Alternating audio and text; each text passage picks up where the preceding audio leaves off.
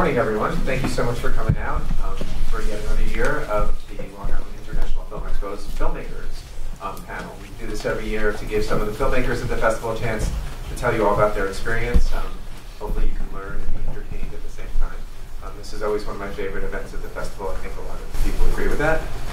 So thank you so much for coming. I'm going to let the filmmakers introduce themselves. So if you guys can just go down the line and let people know your name, what your job was on your film, the name of your film, of course, and best of all, when it either is going to screen or when it's screening.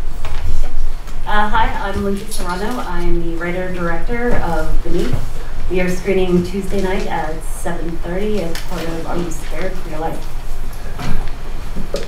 Good morning, I'm John Hedlund. I'm Open Iris Entertainment. We actually have 3 films here, all screening today. I'm director of Therapy Bro, which is tonight at 7, screening along with my business partner's film, 444 AM. And prior to that, we have Flare at 3:45, which is director Greg Jolly. So check us out today. I'm Harrison Ford. My movie's called Raiders of the Lost Ark. Okay, people laugh. I'm James Pravasilis. My film's called The Prime. I'm the lead actor, the writer, and the producer of it. And we're screening Tuesday at 7:30, the 17th. And we have a lot of great films in that block as well. Hi, I'm Christine Verlaney, and I'm the inspiration, co-producer, and star of Kill Out. My husband wrote it for me. And we are screening on July 17th at 7:30 with The Prime and Beneath, and maybe some other films that are here. I'm Richard D'Angelo. I'm producer of the film Dollmaker. We were screened on the opening night, 9:45 block, and it was a great experience. And, appreciate everything. It's a great film. Thank you. My name is Usher Morgan. I'm the writer, director, producer, editor of the movie Picking, which screened on opening night, Friday. And we had an AMC release, and we'll be on DVD soon.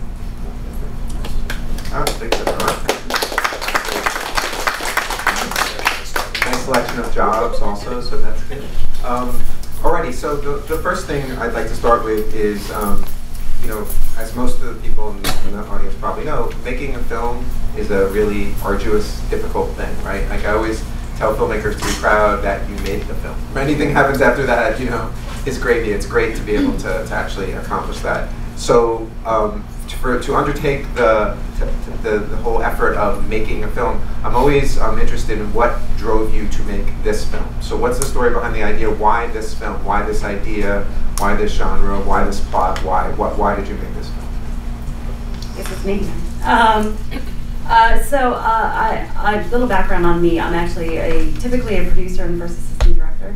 My husband and I, we are Masquerade Pictures, and usually he's the director, and I produce everything we've made, including 2 features and like 20-something shorts. So this is actually the first thing I've ever written and directed on my own. I hate to be political. Yeah, I guess you know, in the last year or so, you know, it kind of became clear that you know, women in film were having a lot of trouble, and you know, we're not treated as equals, and a lot of that fed my desire to make a story that was sort of more of a woman's story. So I guess that's really what made me want to step up. I have 3 nieces, and they're getting to the age of they're trying to kind of growing into their own, and they're kind of wanting to specialize in different things, and I wanted to be a role model for them, is showing them that you can do anything that you want to do. So Beneath has been a story that's been kind of going around in my head for probably about 5 or 6 years. And I was listening to a podcast, and it gave me that little final piece that I was missing story-wise.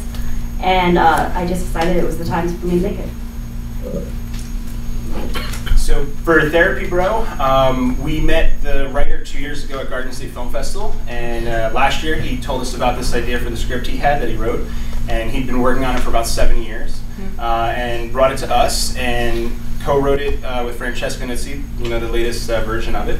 And it was a great story. It was about, it was character driven. It's about 2 best friends that have things going on in their lives, and they decide that they're going to be each other's therapists and cross-analyze each other over a couple of weekends and nights. And they start to learn a lot about each other. So it was a lot of fun to make, and we got to rehearse a lot, which was a lot of fun. There was a lot of things that were written, but we rehearsed about 5 or 6 days and got to really work those characters over, got these guys to really sink into those parts. And there was a lot of themselves in it that we were able to draw out and draw on. So once we got rolling and got on set, it was a fun time, great weekend to shoot. So yeah, we just knew it was going to be a good time.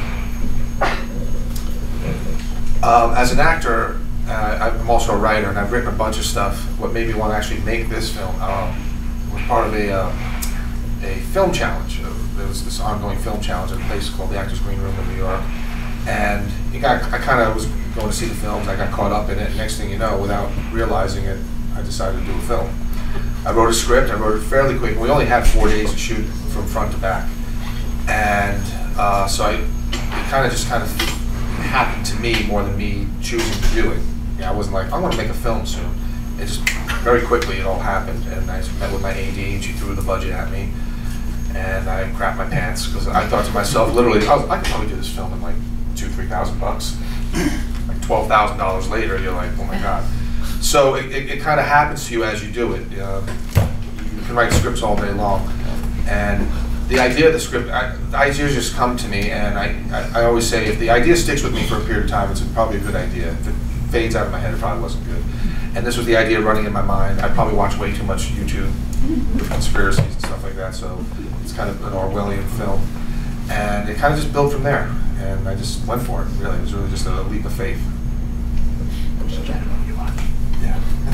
So, Kill Out, I was also very much a part of the short film challenge with Jimmy and AGR.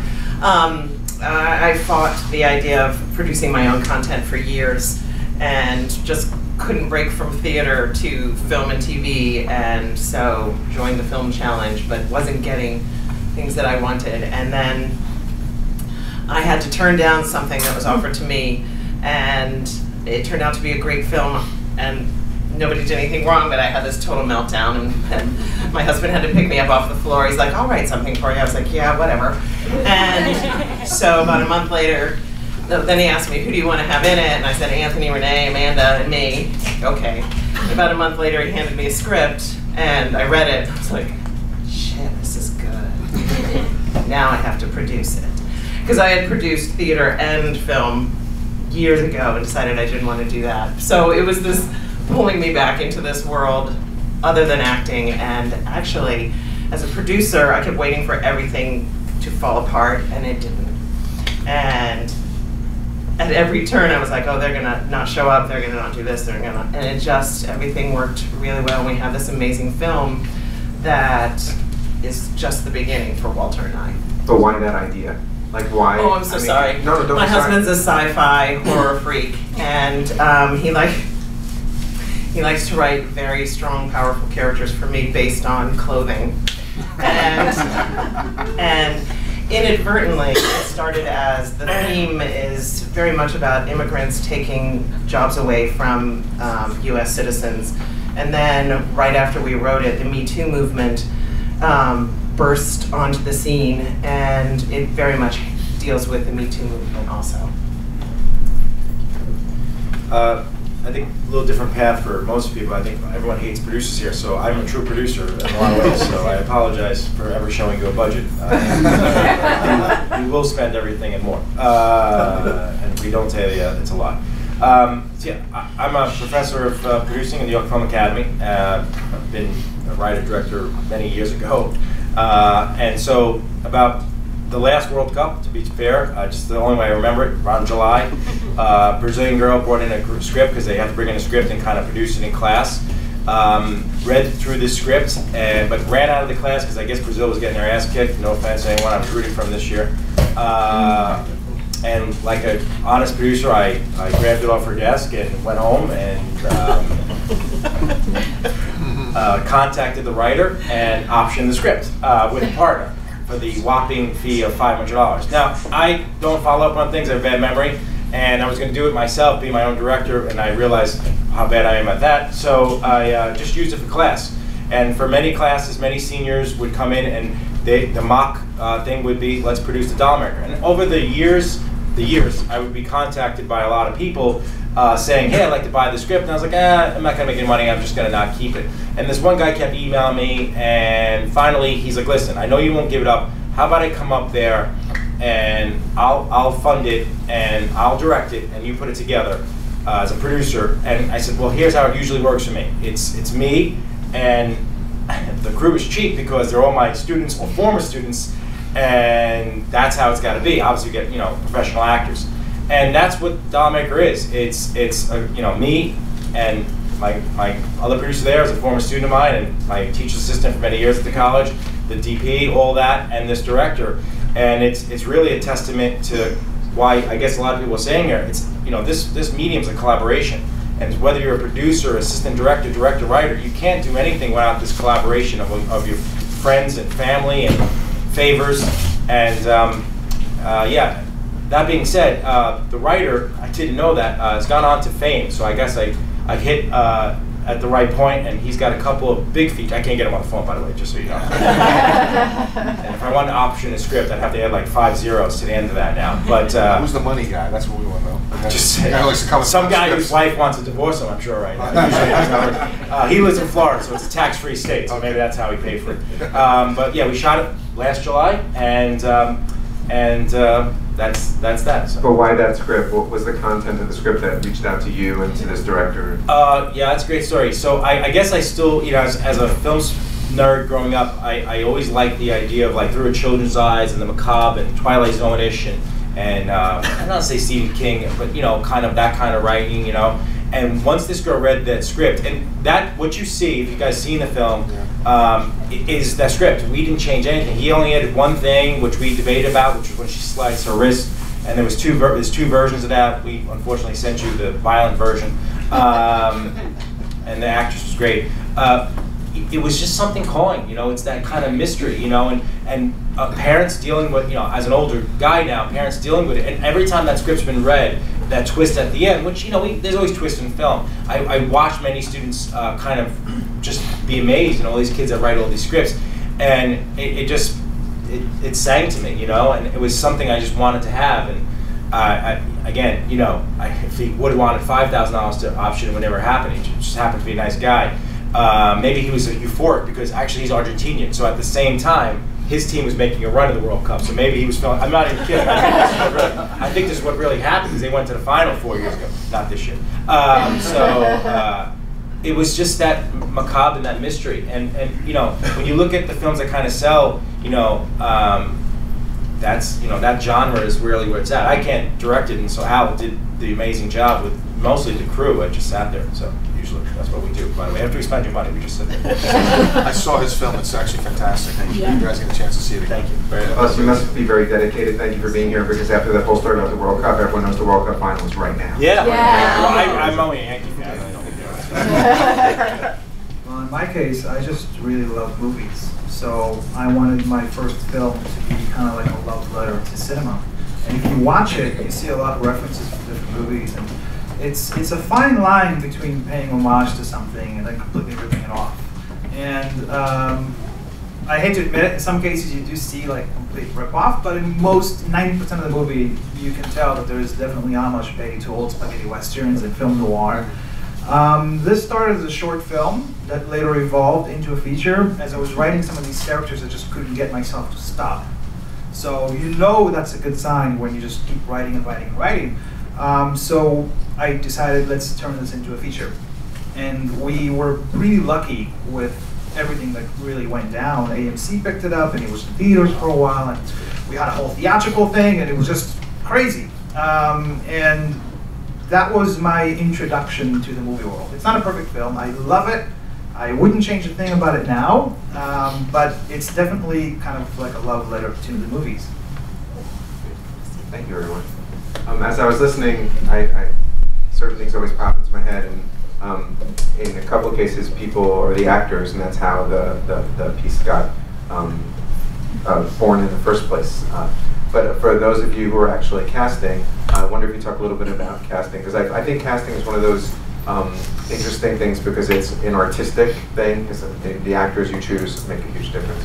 but it's also part of the business, right? Because as a producer, you know, usually if you can be lucky enough to have a saleable name, that would help as well. So if you guys could just talk about your casting process, how you went about finding your actors and what you were looking for and things like that. I was actually really lucky when it came to casting. There is a class that a casting agent we know runs called Dying for the Camera.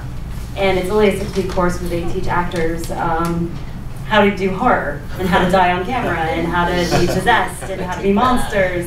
And so we're really lucky that we kind of, you know, got a relationship with this casting director. And so she's had us on at the end of each session. They have guest directors come and they actually do the scene for the guest directors, and the directors give them notes. So it kind of is getting them used to kind of that audition process. So I have done it, my husband's done it, and when it came to this film, we just went right to the people of that class.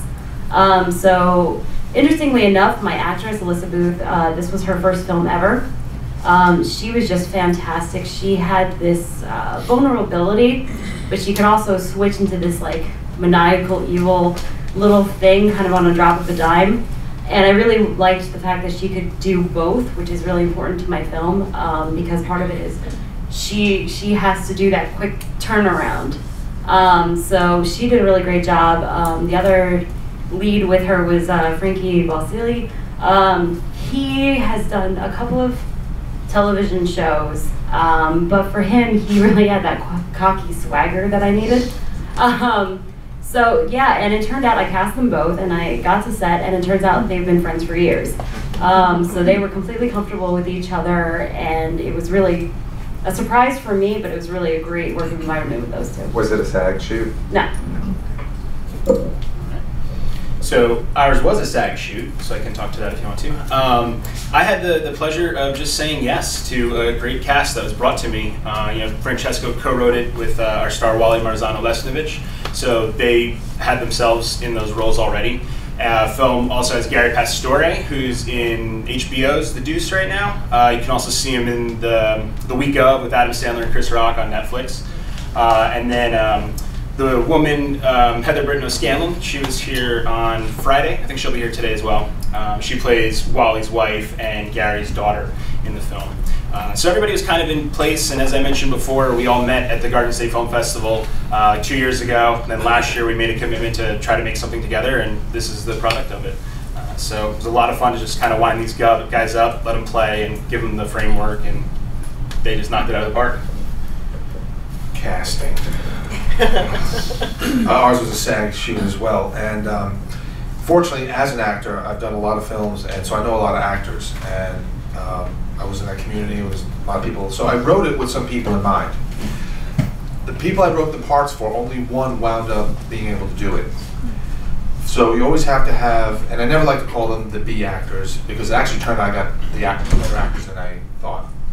The woman who plays the actress at the end of my film, the evil director, Kay Tuckerman, she's on Broadway now on Donna Summer Show. She's an amazing, she steals the film. She steals the film. I've learned a lesson, don't get actors better than you. Which, or maybe do, I don't know. But, the woman that's supposed to play my dead wife in it, she bailed out. This woman, Damon from Marissa Schoenfeld, came in literally the day before. So you never know. You have to have access to as many good actors as you can find, and keep a pool of them, and be, you know, and actors want to work, even if they're SAG, you know, and even if there's no money, they want to work. If it's a good script, they'll come, you know. So that's really the essence of it, is have as many actors and people in general, crew and all that stuff. You know, don't get locked into one small group, because, you know, there's no shortage of actors in New York City. So even when we were going into the stress of, like, the woman who's bailed on us in the last minute, as stressful as it was, we also knew it wasn't a matter of finding another actress, finding the actress we want and having them prepared in a day or two. And again, there's a lot of really great actors. I mean, Christine's a great actress. I could call her. I mean, you can throw a rock. And, well.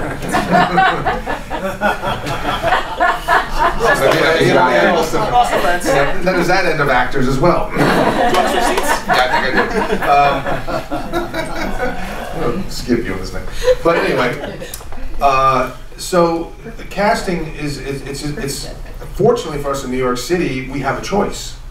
We have the hard part of deciding, man, I got a few people. Now, some people will debate that and say, yeah, you will try 20 people and maybe 2 will be what you want.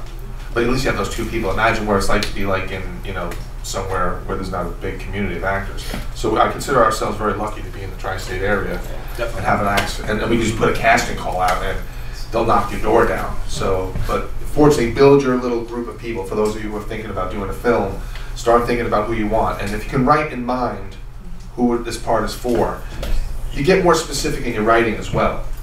And if that person can't do it, there's somebody who will. So that's my say on it. Here you go. I share a lot of similarities with Jimmy. My goal, and my husband asked me who I wanted to have in the film, was Not me. Yeah, oh yeah, touche. Was I wanted, because I didn't have a lot of film experience, I wanted people, like when you play tennis, you always want to play with someone who's better than you so they can elevate you. And it wasn't that I thought I was bad, but I wanted to surround myself with people that I could learn from, and that's how we chose Renee, Anthony, and Amanda. Anthony, our lead man, I mean, the women in our film are amazing, but Anthony, there's a scene that whenever we've screened it, the whole place is silent. He's so beautiful to watch. And so anyway, cast people. If you're an actor casting other actors in a film, cast people that will bring you up. And if you're lucky enough to get them, which I was. Anthony also won Best Actor for that film. Oh yeah, oops, I forgot, yeah. Yeah, just so you know. Yeah. Here. Anything else you want me to say about your film? I love actors. At least one of us. Riveting. No. Casting is like, it is never easy for the person sitting across the aisle and for the actors to go in there. I've always appreciated, and being on my end, which is mostly education, I've seen so many young people go through it, and it's a great privilege to have it. For this film, it was kind of funny because we used a casting person named Rita Powers because only we do a reality television class, don't ask, and a couple students want to do it's a short reality thing, and we called a bunch of cast people, and Rita was great, and she was like sold the show, and so we needed to give back to her, but she did it pretty much like pro bono, and so we sat through the casting, and it was great. We saw so many wonderful actors. The problem is you got to cast this guy Dollmaker, and so the director lives in Florida, so he wasn't there. So Chloe and I were sending him back footage, and so everyone reads the part and does it differently, and there's only minimal direction. And the part wound up coming because a student who just shot something, Chloe saw this actor and invited him in outside of the casting realm. I mean, she went through the cast person, called this guy in, this guy Dan Berkey, who's done like lots of films. I mean, New York City actor. Literally what you're saying, a guy who's cut his teeth, made his way into SAG much later in life, and it's actually having a renaissance of his life now, which is beautiful. Yeah, and he does so much stuff now. Imagine, he's been doing it since he was 20, 30. He's older now, and it was great. So, and the one that plays the wife was actually Rita's assistant for many years, who got into acting. So it's kind of interesting how that goes. The hardest part is trying to cast a child actor and telling parents, no, it's a great role for your child. He just has to be in a coffin. So. That did not work out too well, and I don't even know how we got that. I think we kidnapped him. Honestly, I don't even know. Tony, with the thing with candy. It was horrible. It was just like one time. Well, we got lucky with the actors as well. I mean, this wasn't a SAG shoot. We didn't have the budget for it, so we had to go after theater actors. And Elise Price, who won a bunch of awards for this, she's actually like a theater actress. She has her own theater company. Her and Joel Bernard, who plays her brother in the movie, and he's actually in real life, they're a couple, and they're getting engaged. They just brought so much to the project, and they actually brought a lot of the other actors to the project as well. So when you bring somebody in who's very connected, they usually will bring all their friends and the people they trust. And I got lucky because the people that they recommended were really good, and I got to work with actors at a high caliber on my first film. It's not easy casting a movie when you have no money, because actors, they want to work, they want to do a good job, but you have to maintain a certain illusion that you do have money and that the movie is doing great and you have food on set and it's like everything is beautiful. And take the time and rehearse and work with those actors. And that's another thing I got from theater actors is they love rehearsal. And we had a week of rehearsal, which is pretty amazing. That's great. Yeah, so I really got lucky with those actors we got. I can give you a slightly better story if you guys want for 444 AM rather than we just got lucky. Because on 444 AM, the girl in it we're pretty sure we had, because that's actually Francesco's niece. But they did a casting call in New York City. I only had to go in for about an hour and a half, and we cast in July, was it? Yeah. It was in the middle of the summer. And we were in this little tiny office at, what was the studio? Shetler. At Shetler Studios, casting, and these guys were in there for about 2 hours holding auditions, and I came in. 8 hours. Well, you were there, but 2 hours before they realized that the window could open and they could get some fresh air into He's this the little producer, room. right? That's the face we always have. I love this guy. So that was the casting was great, but the ugly side of that was sitting in this room for 8 hours. You guys were sweating and just kind of losing your minds for a little while at the end of the day, I believe, right? So. But you made it through and you made a great film. I could see the PTSD. Not this scene again. No. Sometimes it's lovely, sometimes you sit in a hot room to find your perfect cast. I mean, anyone who's cast has horror stories about rooms that, so we have a lot of experienced people here. I make a couple, they may not be, but if there's someone out there who's about to start making a film, what is the one lesson you learned on this project that you would tell people either never do this or definitely do this? I guess that'd be two parts. Where like my first bit of advice always to somebody who wants to make films, just do it. Just get out there and do it. Pick up a camera, use your friends, use your neighbors, use your dog. Whatever it is that it takes to get your film made, everybody kind of waits for permission, or waits for the money, or waits for the perfect moment, or waits for the right thing. Just get out there and do it.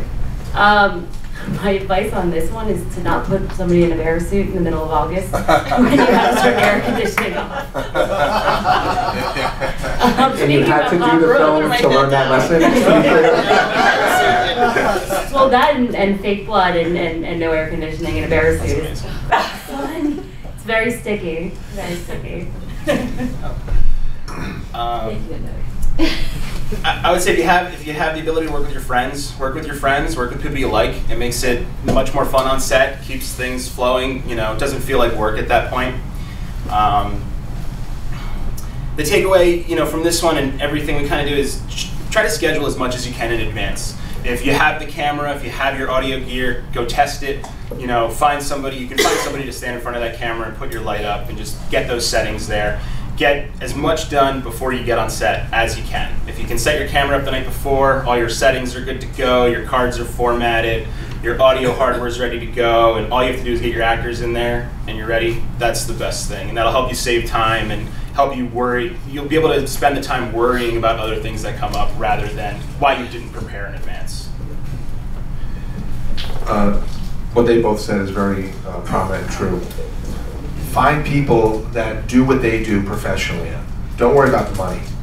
Money's going to be the number one problem from go. Unless you're independently wealthy, then we should talk. But I got a great AD, this young girl who was like a little spitfire, Sammy Winter. I put her down as a co-producer because she handled a lot of stuff. And we got a great DP, we got a great sound guy. Like, pre-production is everything. It's going to save you so much during production and post. Get a good director, get someone with some experience, And I want to say this about the film and what's happening in this industry, in the indie film industry. I come from the music industry. I've been a professional musician my whole life. In the late 90s, the home recording industry boomed. And everybody was starting to make their own CDs. By the early thousands, it was no big deal to have a CD out. It was no big deal. CD Baby opened up, iTunes, and everybody had a record. And the record industry plummeted. All the major labels hit the shitter, done. Now there's just Sony, and they own everything. So now, on one hand, it's great. Everybody can produce their own record and have their own albums out, but it's not that big of a deal. That is happening right now in the film industry. I'm telling you, by 2020 or so, everybody's gonna be able to make a movie. So my point of that is, if you're thinking about making a movie, do it right now. Because a year from now, it's gonna be too late, and you're gonna be in a flooded market There's already, I mean, Deborah, I mean, how long has this been a festival? 21 years. 21 years ago, do you have the same amount of submissions as you do now? Oh, no.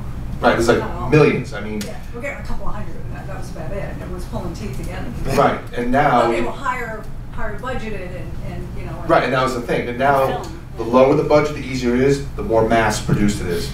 You can do a film. It's easier now more than ever, and it's gonna get even easier. Therefore, if you're waiting, don't wait for the time, you make the time. You make the schedule, it'll happen. So that's an important thing I think people have, we all as filmmakers have to keep in mind. The more access we have to it, the more the market's gonna get flooded, the more film festivals, the more that Hollywood's gonna come down in its importance, and the more things like Amazon Prime, there's gonna be like 10 more of those before 2020.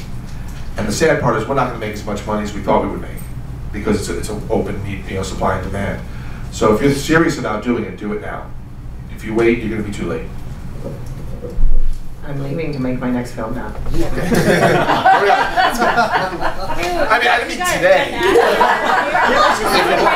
Go see their films first. I'm imagining a movie with 6 directors and I'm a nightmare. Have some yogurt and pound cake first, then go make your film. No, we need that for the food fight. Wait, never mind, that's crafty. Yeah, craft services. Craft services is done.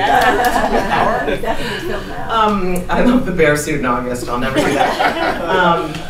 I think, other than what everyone else has said, is, as I said in my rambling introduction, I kept waiting for everything to go wrong, and it didn't. Always know that if what you've planned doesn't quite work out, there's plan B and plan C, and sometimes those are better than plan A. And just because things don't roll the way you think they're going to, they could turn out really wonderfully, and just do it. Yeah, I think every project has a unique structure to it, from the director to the actors to the below the line crew. What I specialize in is budget and schedules, and so I always like to say to people that you have to be, whether you're a director or writer, you have to be able to answer these 2 questions: how long is it going to take me, and how much money? And so, I do it as living. I obviously now we're the only one that really teaches that stuff. So I think that's a responsible way to do it. I think that's what will knock off a lot of the people that are going to make the films. There's always going to be films made. I do like that the market has opened up more, and that you don't have to go to the cinema or watch some network television do it. Now that's always going to be a factor because they're going to be rewarded because of the tax credit, but that doesn't preclude other people from getting the tax credit, and I don't know if they'll be extended. That's something for everyone else, but I think that's an important thing, and I think film will live on, because I do think that you'll see people, like most people do, migrate out of this area into areas where the production costs are probably a little more easier to do, because I think what's so beautiful about everyone here, I want to retire, so I don't want to do this anymore.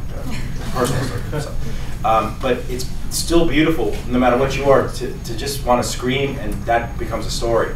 And so where there's a will, there's a way. And so I actually showed my friends last night a film I did with my best friend, which We Should Never Act, which Debbie had in film festivals here about 20 years ago. I've known for over 20s. And it's wonderful to hear that.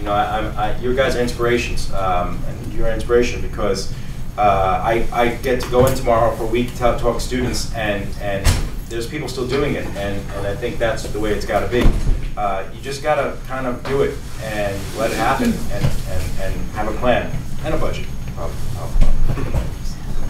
My thing is about passion, and I would definitely say quality.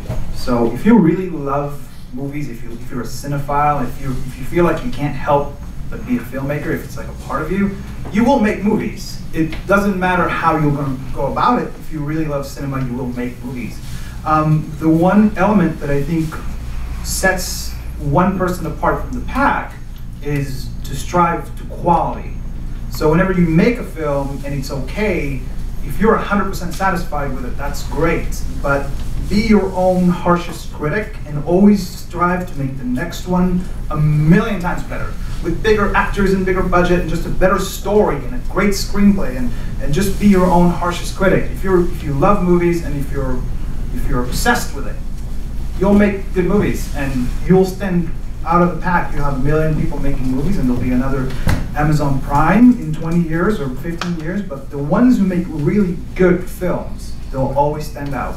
So what's one of the lessons from your film that you want to do better next time? That's what was the I can feel both with That's the question. What's the question? It's like telephone, right? 5 seconds. It's like my favorite film Usually ever. around It's me. I would say actually one of the things that I did wrong with this film is I kind of disrespected. There's a whole crowd of people who say just go out and get experience and forget about the theoretical knowledge.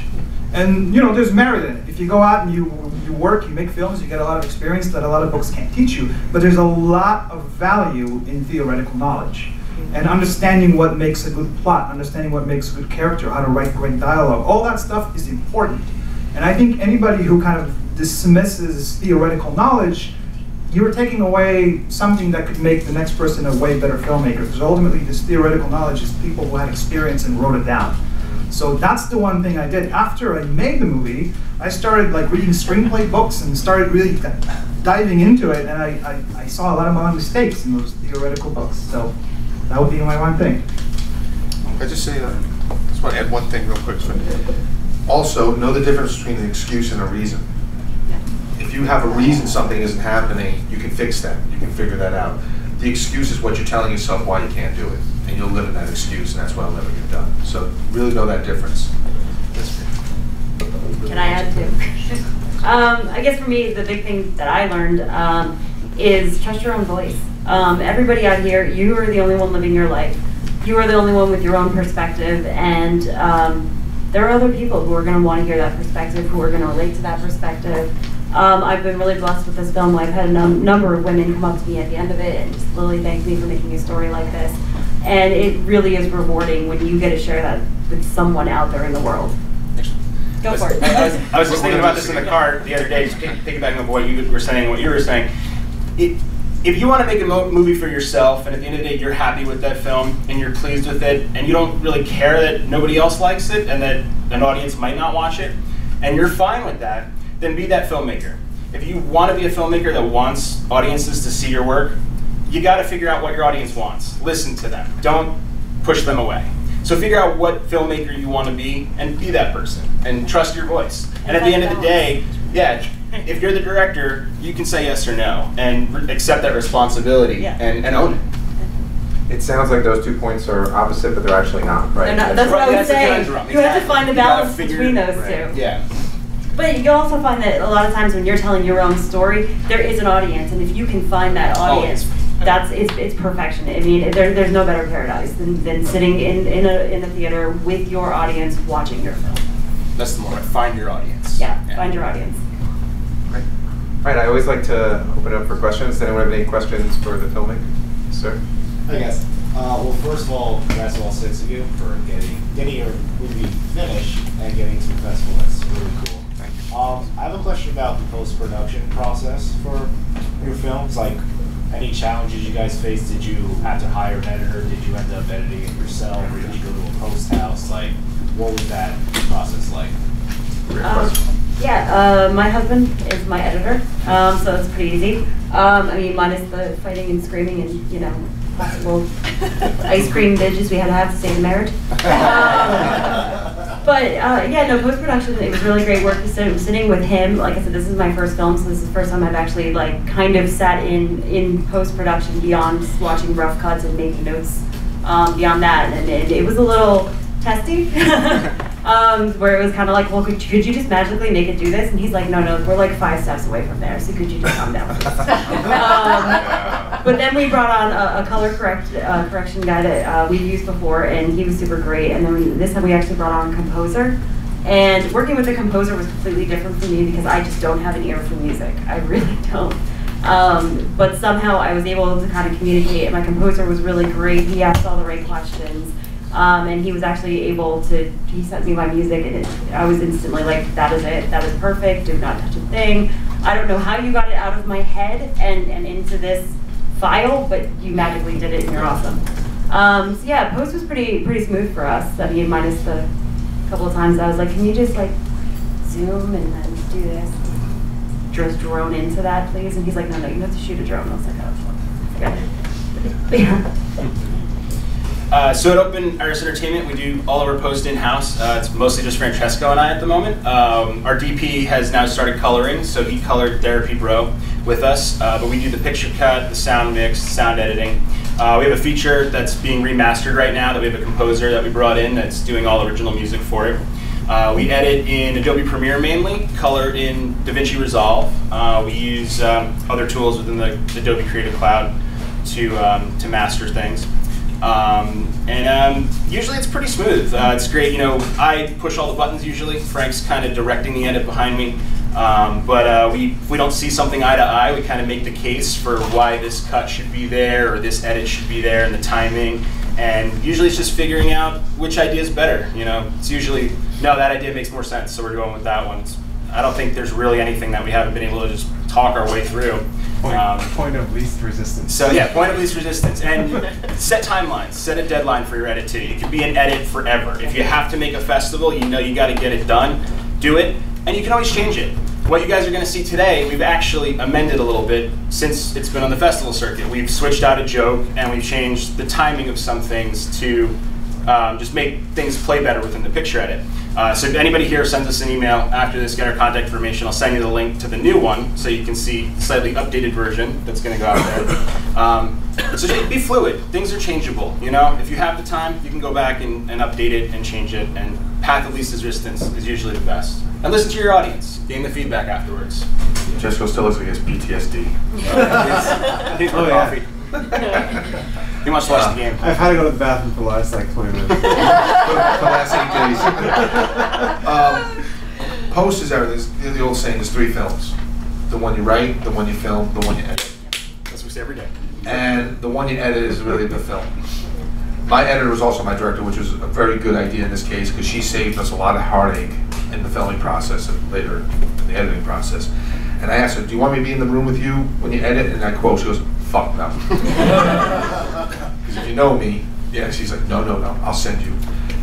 We dealt with things, and you gotta get a great sound editor. Do all the stuff that big films do. You can do it on a smaller scale.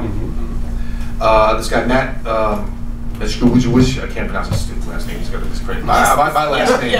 My last name's horrible, but this kid's like, you know, he's got like 9 consonants and 1 vowel. How the fuck do you pronounce that? Just call you Smith. But he was a genius. He teaches sound editing at NYU, and we had a situation one night. We were in one of the locations, and oh my God, it's 200 degrees in there. My sound guy's literally in his tiny whities at this point. He just didn't give a shit. He was just in his tiny whities, all sweating. And there was a woodworking shop in the building right at the bottom. Lucky us, it's a 24-hour woodworking shop. Middle of a great take. This kid cleaned up stuff that you couldn't imagine. What you would want to cut a corner on, somebody else with probably less money than you is going to do it. And that's going to make a big difference. Again, these circuits, you know, you're going to go see some amazing films. Kill Al looks great. The Dollhouse looks great. Right, the Dollmaker, sorry. The Dollmaker looks great. And it looks like a professional Hollywood film. Yeah. If you're thinking, well, do I need, get a script, depending on the kind of script you do. You have to get the things that are going to make your life easier. Does it cost more money? Yeah. But 10 years from now, that extra $1,000, $2,000 isn't going to mean anything to you. The film that you look at is going to mean more. So plan that. Get really professional people. And you can find them at cost. You don't have to go the highest people in the world. So that's my advice. For us, because we were part of this film challenge, 4 days. We shot in 2 days. We had a week to edit, and then we had to submit the first edit, the first draft. And on top of that, my husband's mother died the day we started shooting, and so he finished the shoot and then had to go to North Carolina. So they really had 3 days to edit. But our script supervisor was also our editor. So on set, he knew the film by the time he sat down to put the first cut together. And so the first day they worked in our apartment, just on his computer, I came home and it smelled like a gym locker room because the energy was so crazy because they worked so well together. So our post was pretty easy, and then we gave it to our sound guy who just went 150% in his direction. And we had to cut him back, but it was such a pleasure to have to cut someone back instead of have to pull and push to get where we wanted him to be. And like Jimmy said, surround yourself with people that know what they want to do and know how to do it. Like the crew that we have, they work professionally, but they don't get to do narrative films or interesting short films, and so they want to cut their teeth doing things that excite them instead of what just pay the bills. Just a reminder, the question was about post-production as we move it across. I don't, the telephone game where we lose it, I thought I couldn't enjoy it. I was born in Brooklyn, New York. I think post-production is the most complicated area because so many times you lose track of all the things and we just think it's editing. It's not. Like you said, a good sound person, engineer, is worth their weight in gold. There's so much cleanup that we take for granted we don't talk about. So I used to be a professional editor. I don't do that. I retired from that actually first. Burnt out. It burns you out. And I think editing's kind of waived. You know, it was exclusivity, and then it became cheaper for everyone, Final Cut Pro, and then that kind of petered away, and then you saw the rise of houses again and all that. And the house is always going to be there. But you could do all this stuff inside. So with the Doll Maker, I got to be honest, when Al said he was going to edit it, I did not like that idea. He did an amazing job. You know what he did well? He took notes. He took notes. And I think that's so important for everyone. You have to give detailed notes. You don't send it to everyone, your cousins, your friends. You send it and you think of one thing. What would the audience want? And you give notes. And he was willing. I'm not saying I'm right. Other people are right. And little things. And I think that's what I meant by that collaboration cannot end in that post. Because the way I learned how to be a great editor is I was cutting TLC Baby Story and stuff like that. But I learned so much from these. They were female producers. They were so super detailed. And they were seeing things because they were thinking the audience. And to me, I still think that is the essential key, is the audience, is that person that's going to give notes thinking about that audience, because we're not just making a film for ourselves. So that he got an amazing composer. He called in a favor, and again, that happens. And we colored it with another former student who does coloring. And he did it. But it's really a testament to that collaboration. That post is solo collaboration that needs to be understood, and in a lot of ways it should be plotted out. You should write out a schedule for that as well. Because I'm finally finishing a film that I started 4 years ago, and hopefully have the festival next year. We've shot it. It was because it went to post hell, and I had 4 or 5 editors and way too much money until a former student who no one ever took seriously just cut the shit out of it. Did great. And I'm being honest, I had professional editors, guys that do things, they just couldn't do anything. So it's probably my fault. But that's what it is, you know, a strong mind. Well, our post-production process was very complicated. A lot more complicated than I thought it would be. It took us about 35 days to shoot the film over the course of the year. So we had some footage. And you kind of don't think about how you're going to store all that stuff when you say, oh, okay, I'm just going to put it on a hard drive. And now you have to have like a RAID in your house, and it's so loud, it's crazy. So we have a lot of visual effects. It's a very stylized film. It looks pretty expensive. And for me, I started cutting the film by myself, but 2 weeks into the process, I had to bring one of my actors into the editing room. And she became involved in editing as well, and we did a test screening, and we realized that we had a problem. And that's a problem that we realized that on set. I'm not going to name names, but there's a character in the film that is a pretty predominant character in the film that got cut out of the entire movie. We did like an Adrian Brody thing. We had to cut the entire, the character out of the movie entirely. Because I don't know what happened. It was amazing in rehearsal. It was super great. And then when he showed up on set, he just froze. He couldn't remember any of his lines. It was a whole thing. Anyway, so we ended up having to cut around it.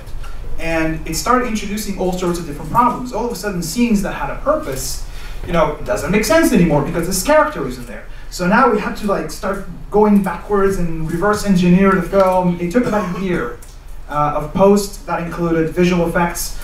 There was a character in the movie that had to be rotoscoped frame by frame for like a few scenes because he was isolated in black and white. Rotoscope? Rotoscope. Rotoscope. He's basically, everything is in color, but one character is in black and white. And it makes sense if the character like stands or not doing anything, but this was a very animated character. It was touching people, it was moving around, so you have to do that stuff step by step, which is a very long process. And one of my actors, Katie Vincent, and I was just working till 5 o'clock in the morning every day and just ordering pizzas and doing rotoscoping frame by frame. And once we were done with that, we had to do test screenings. Because it was a theatrical film and it was going to be in theaters, it was important to us to do to be kind of meticulous with it. So we did a couple of test screenings and we got feedback from people, and some of it was good, some of it was bad. We made adjustments, but after about a year, it was ready to send to festivals. Another question? Yes, thank you. Budgets tend to be very fluid, so what surprises have you guys had based upon your experience as to things that you're like, either you learned along the way or from a particular film you did that you're like, wow, I never expected that particular item to either cost that much or it didn't really cost that much, you know, so both ends of the spectrum. I'll start. Somebody else can start. It's budgets, Yeah. So there's no easy way with a budget. I'm always going to take it. This is what I live with. I'm really doing it this week like 1,000 times. So we use a program called LIIFE, which is probably one of the lead budgeting. So it lays it out. The line items break differently for every film. I think the problem with it is you have to understand what your assumed costs are. You can't bug out that food's going to cost you a lot because you're probably getting people to work for free or close to free, so food is always going to be a cost. Moving your car or renting a van from CC Rental, so there's assumed costs, right? And I think that's the problem because I see these students go and, you know, there'll be people say, you can make a film for $900. Like, you know, you're a jackass. You can't make a film for $900 sometimes. And it's unfortunate they say it to them. And so we range between 3 to 6, 6 to 8. It also tends to be what the script is. So we always say less locations, but it's true. If you can live at one location and get most of the stuff done there, you're going to save money. The problem with the line items that bug out is because we should figure out what the DNA of our films are. We should figure out what the production focus. So his film, you know, he may have a higher end in visual, but a lot of other people may not have one. So I usually preach to the students, to anyone that comes to our seminars, that they should look for 3 to 5 things that they're going to spend the most time, money, and crew on. Time prepping, crew working in. So we're going to have 5 more people in wardrobe because it's a period piece. Then we're going to have, like, you know, less people pumping a smoke machine, and then obviously budget. You know, and once you identify that, that becomes your film's DNA. And then you'll see you can build out those lines to fortify that. The problem is when you actually hit it is about quality. But the quality starts from the prep area. You know, anyone can make a film, and the Duplass brothers have proved that, and they talk about it. They've also got a lot of lucky because you couldn't pull off a lot of the shit they did back in the day. And they won't do that now. But they were right about that. But there is a quality, and that quality starts with a structure from the budget and the schedule. That's the one thing I see. And then having some talented people. But every budget line's like that. So I think it's identifying what your film is, and then really figuring out how to build a budget to that aspect. Just we ignore things like, oh, you know, well, we have like 5 scenes in a bar. Well, unless you're going to get all your friends to come down over 3 nights, you're hiring extras. That now you have an extra food cost. So I think it's all these things that we have to look into the film, because I tell people the only truth you ever have in this business is your budget. That's the only thing that's going to be honest with you. You can lie to it, but it'll come back and bite you. Tell you the truth every time. Yeah. So. Go ahead. Yeah. So for us, we shot on a fairly small budget, but we had to include post-production and release into the budget as well.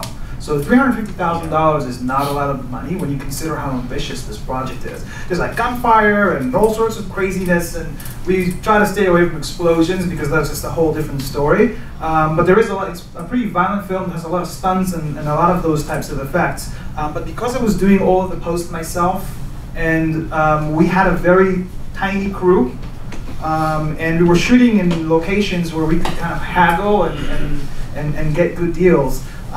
But ultimately, I think as far as the budget, you know, you spread it out, you plan it, and you try to stick to it as much as you can.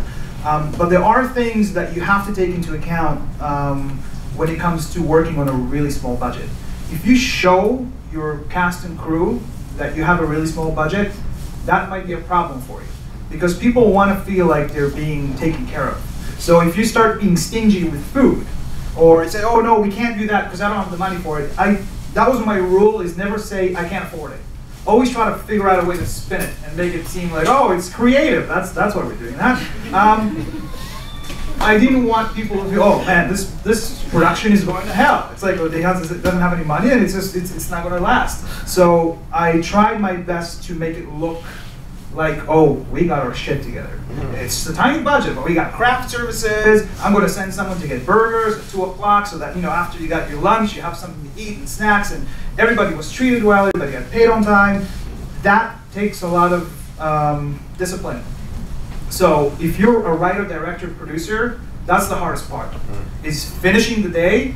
Everybody goes home to sleep, but you have to now look at the budget. You have to start looking at your production and your schedule for tomorrow. And we had an AD who quit after a week. And the entire movie schedule, all the stuff, she handled all of the budget stuff too. So all of those items are now left up in the air. And we had to pick up the slacks. So it's not easy, but nothing is easy. If you just do it. They mentioned 2 things: food, and believe it or not, no one's going to complain about you having a poor house if you keep that house clean. I don't have a big budget, but you know what? Like, for instance, our camera crew, and Toru, great DP, same with hers. He's Japanese. Last day I bought sushi for everybody. A little bit of a splurge, but man, he appreciated it so much. They were so happy. The crew looked like I paid them like $10 an hour extra or whatever. Like, I mean, they were just like, oh my God, sushi. That little bit, which probably cost me another $80 more, made everyone happy.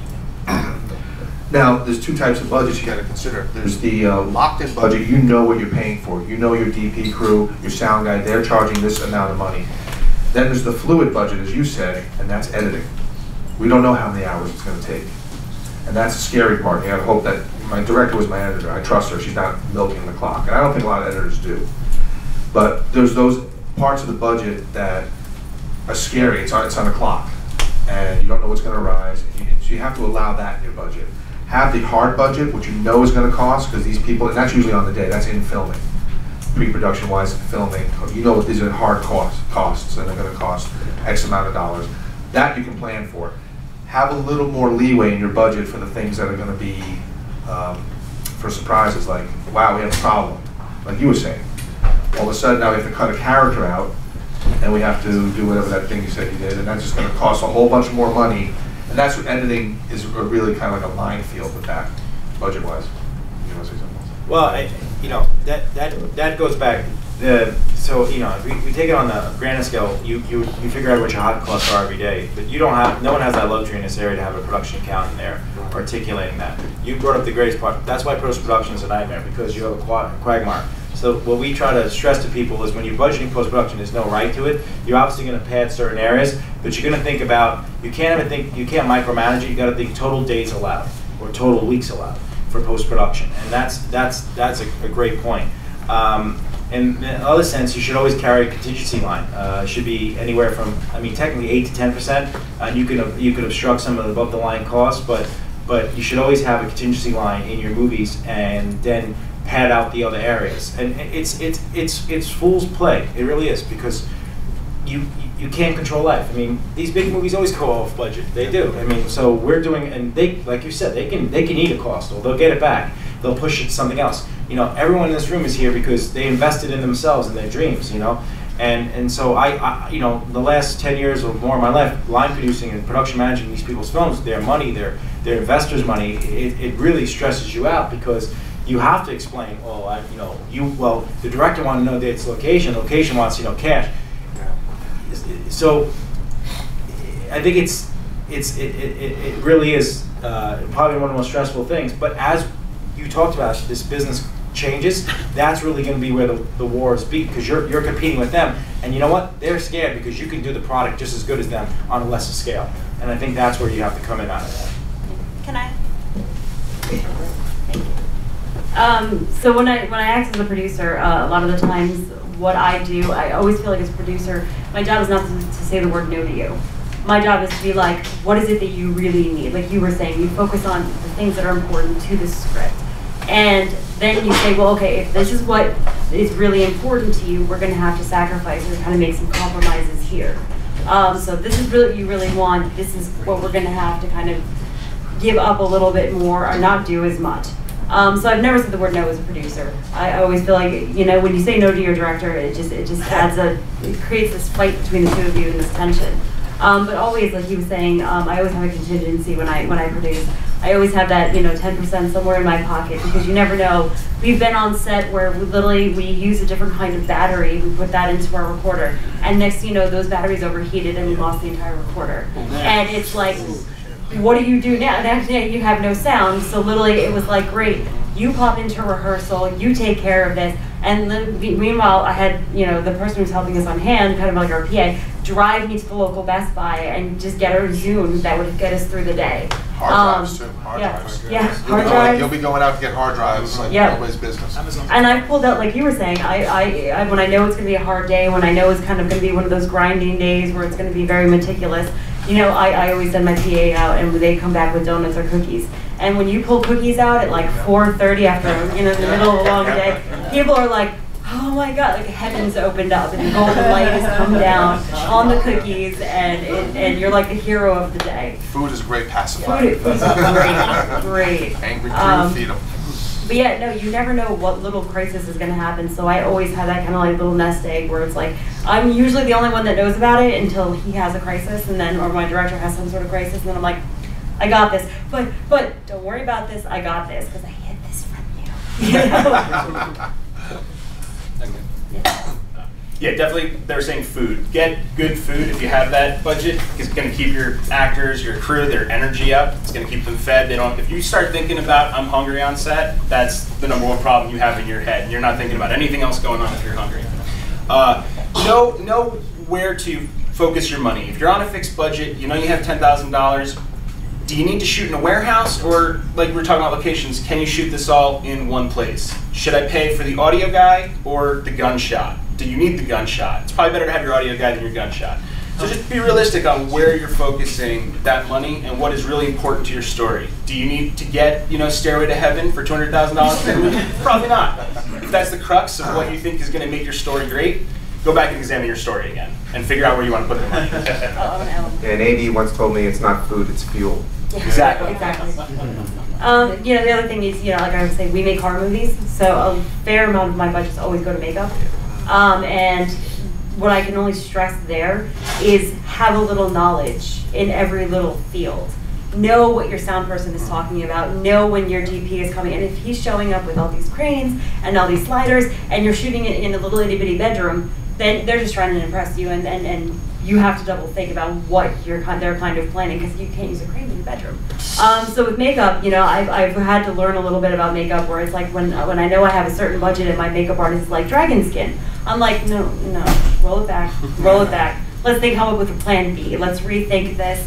You never really say no to anybody. You're always, let's just rethink this. Let's come up with a different way. Let's look at this a different way. You're always kind of like trying to lead people away. You want to not say that you can't afford something or no, you can't have that, but always like, well, what else is there? What other options do we have? So that's a big thing especially when you're doing horror. Know your makeup, know what you need, and know the materials that everybody's kind of requesting or trying to bring onto your sets.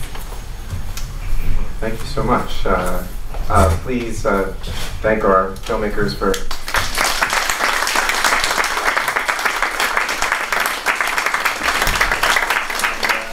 check out their films. I'm so happy that most of them are still to come, so you can go see them.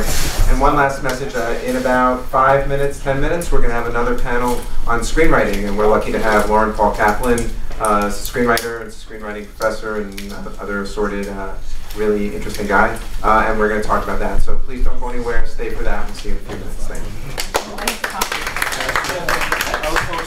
Thanks. Yeah. 7 o'clock. All right. Yeah, first one's at 3:45.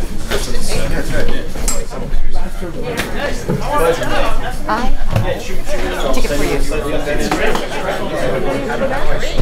So what I did is I used one